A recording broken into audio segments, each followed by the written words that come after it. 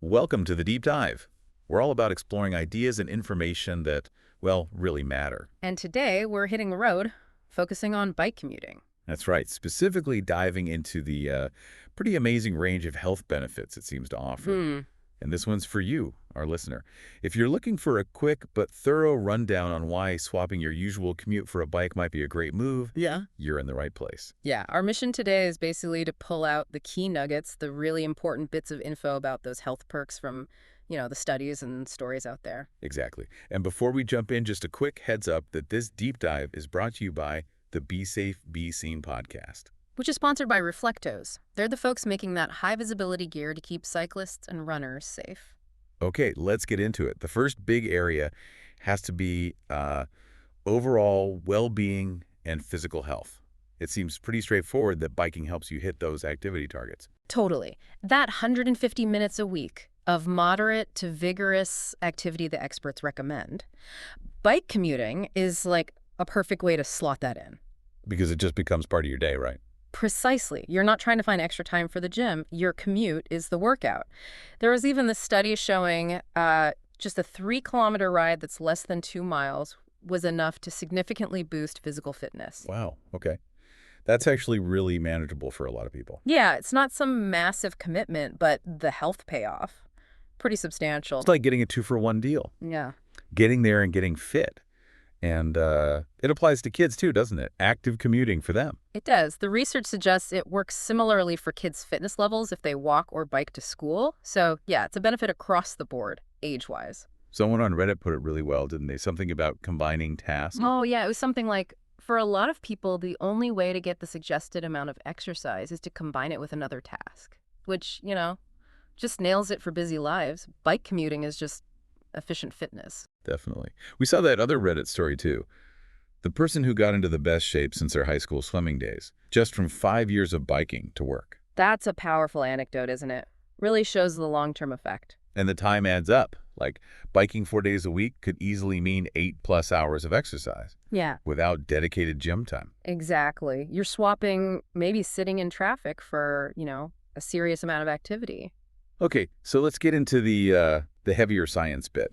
The link between this kind of active commuting and major health outcomes seems really strong. It's incredibly strong, yeah. Study after study shows this statistically significant link between cycling regularly for your commute and a lower risk of, well, the big ones. Yeah. Cardiovascular disease, various cancers, and even dying early from any all-cause mortality. And this isn't just 1 or 2 studies finding this. No, not at all. This has been backed up by systematic reviews where they pooled data from lots of studies and even recent randomized controlled trials, which are kind of the gold standard for research. Right. So the consistency across different kinds of research really hammers home how good this regular activity is for long-term health. But what about the air pollution question?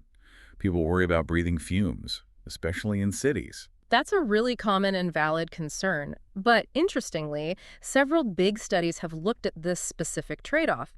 And they basically concluded that in most situations, the health benefits you get from the exercise of cycling outweigh the potential risks from breathing the air. And here's the kicker. Another review found that people inside cars actually tend to breathe in the highest levels of air pollution compared to cyclists or pedestrians on the same roads. Wait, really? So being in the car might be worse for pollution exposure? Seems that way, yeah. You know- Maybe because you're stuck right in the thick of the traffic exhaust. It's definitely food for thought. Okay, let's pivot a bit. Mental health. We know physical and mental health are linked. How does bike commuting fit in there? Big time. Exercise is a known mood booster, right? And bike commuting is just applying that daily. We've seen studies showing noticeable drops in depression symptoms for regular bike commuters. Okay. And others point to just, an overall increase in emotional well-being, general happiness. We saw that Reddit comment too, someone saying their mental health improved exponentially just by ditching the car traffic stress. I think most of us can relate to how draining traffic jams can be. Oh, absolutely. That stress just vanishes for many bike commuters. But it's not just avoiding the negative. The ride itself can be, like, clearing your head. Right, a built-in decompression time. Exactly. Before work, after work. Yeah. It gives you that space. Someone joked about becoming a less angry person. Ah, I could see that. And another called it therapy that saves you money. I thought that was great. Captures the stress relief perfectly. It really does. And there's maybe more predictability than, say, waiting for a bus that might be late. That's another good point. That sense of control over your timing can lower stress too. Plus, you're just more, in your surroundings, noticing things, feeling connected to the city. Okay, let's talk weight management. Exercise burns calories, so presumably bike commuting helps there. For sure. It definitely helps create that calorie deficit you need for weight loss. Now, diet is obviously like the main thing for weight. Of course. But the consistent calorie burn from commuting by bike adds up significantly. There was that wild Reddit story about cycling across a continent and eating anything. Yeah, that's an extreme example, obviously huge mileage. But it shows the principle.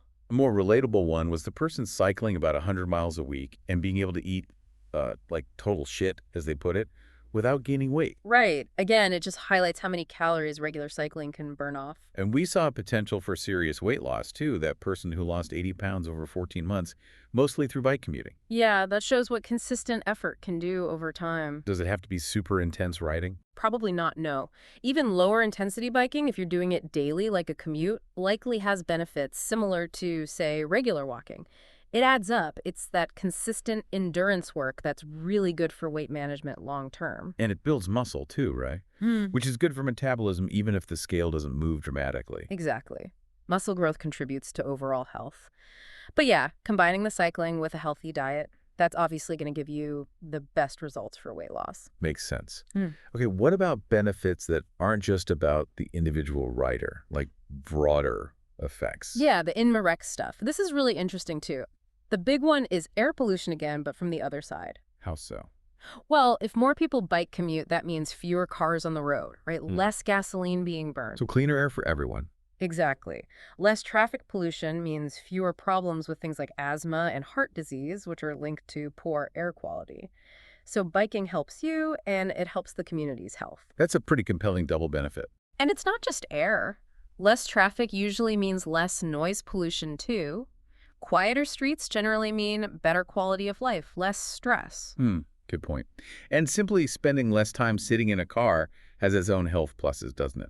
Definitely. Less sedentary time is linked to lower risks of obesity, type 2 diabetes, heart disease, all that stuff. So swapping sitting in a car for active cycling is a win there too? And financially. It's generally cheaper, right? Oh, yeah. Yeah. Especially if there's decent bike infrastructure. No gas, less insurance, less maintenance compared to a car. It can save a lot of money. And there's a social angle, too. Bikeable neighborhoods. Yeah, places where people walk and bike more tend to have more social interaction. You bump into people, you chat. It builds community. Like that Reddit user who mentioned just smiling and waving at more people on their bike commute. Yeah, those little connections add up. Another person talked about learning the details of my city a lot more because they were moving slower, paying more attention. Right, you're more connected to the environment. So it really touches on physical health, mental health, community health, environmental health. It's pretty holistic when you look at it all. So if we want more people to get these benefits, what needs to happen? What encourages bike commuting? Well, employers can play a role. A Forbes article suggested things like flexible schedules, maybe letting people arrive a bit later if the bike commute takes longer. Okay. And practical stuff. Secure places to park bikes, showers, changing rooms. Removing those barriers helps a lot. And what about the roads themselves? Infrastructure must be key. Hugely important. That same research found many non-bikers would consider it if they lived closer to work or if the bike infrastructure was better and safer. Things like protected bike lanes make a massive difference to feeling safe. Yeah, safety is paramount. Absolutely. And, that Reddit user who was annoyed about talk of taxing bikes to pay for roads, it highlights that need for supportive policies, seeing cycling as a solution, not a problem to be taxed. So it's a mix of personal choice, employer support, and critically government investment in good, safe infrastructure. Pretty much sums it up. It takes effort on multiple levels. Okay, so let's try and wrap this up. We've covered a lot of ground on the health benefits of bike commuting. Yeah, and it's pretty impressive. We've seen clear wins for physical health hitting activity goals, lowering risks for major diseases, maybe even less pollution exposure than in a car. And the mental side, too. Less stress, better mood, feeling more connected. Plus, it's a real tool for helping manage weight. Definitely. And then those wider benefits, cleaner air, quieter streets, stronger communities, it really punches above its weight, doesn't it? It really seems to. And a key takeaway for me is that you don't necessarily have to go all in immediately. Exactly. The research and the stories suggest that even just incorporating some regular cycling, maybe part of your commute or a few days a week, can start making a noticeable difference. Small steps can lead to big improvements over time. Consistency seems to be the key. So, thinking about everything we've talked about, all these compelling reasons, here's something for you, the listener, to chew on. What's one small, doable step you could maybe take this week? Could you swap one car trip for a bike ride? Maybe just cycle part of the way to work? It's just about considering it, right? Seeing if there's a small change you could try, because those small changes can really add up for your health and maybe even the health of your town or city. Absolutely. Well, thanks for joining us on this deep dive into bike commuting. This has been the Be Safe, Be Seen podcast. Sponsored by Reflectos. Remember to stay safe and, of course, be seen when you're out there.